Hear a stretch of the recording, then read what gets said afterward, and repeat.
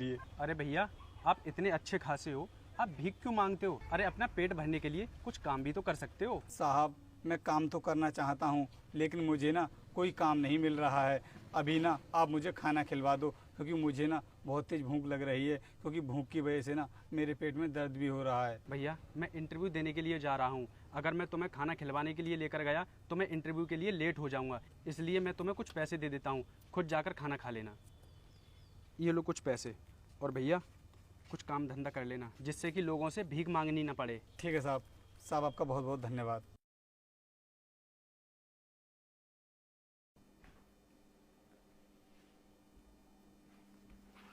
अरे तू तो वही भिखारी है ना जो तू सुबह कंपनी के गेट पर मुझसे भीख मांग रहा था, लेकिन तू बॉस की कुर्सी पर क्यों बैठ गया है? चल उठ यहाँ से। अरे कंपनी के गेट पर तो मुझसे भी भीख मांग रहा था, लेकिन मैंने तो ना इसके सारे पैसे छीन लिए। और तुझे पता नहीं है क्या, इस कुर्सी पर इस कंपनी के मालिक ही बैठ सकते हैं, तेरे जैसे भिखारी नहीं। चुपचाप उठ जा यहाँ से। अगर उन्होंने तुझे इस कुर्सी पर बैठे हुए देख लिया ना तो तुझे धक्के मार के कंपनी से बाहर निकाल देंगे। बकवास बंद करो तुम दोनों अपनी।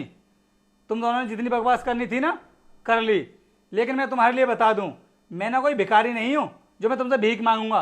मैं इस कंपनी का मालिक हूं। समझ में आया तुम्हें? क्या तुम इस कंपनी की मालिक हो?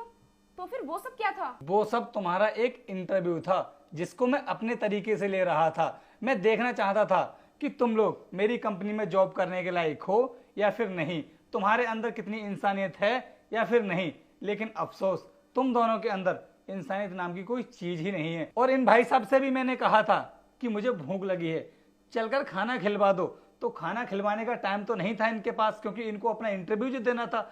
इन भाई साहब ने मुझे 100 रुपए का नोट दिया कि जाकर के मैं खाना खा लूं। अब इसी से पता चलता है कि इनके अंदर कितनी इंसानियत है। तो मैं भी यही चाहता हूं कि मेरी कंपनी में ऐसे लोग जॉब करें जिनके अंदर इंसानियत हो। तुम्हारे ऐसे लोग नहीं जो 10-20 रुपए देने की जगह दूसरों का अपमान करते हो। इसलिए मेरा टाइम वेस्ट मत करो और अभी कभी मेरी कंपनी से बाहर हो जाओ। और हाँ भाई साहब, मैंने तुम्हें अपनी कंपनी का मैनेजर सिलेक्ट कर लिया है, तो तुम कल से जॉब पर आ सकते हो और अपना काम पूरी ईमानदारी के साथ में करना।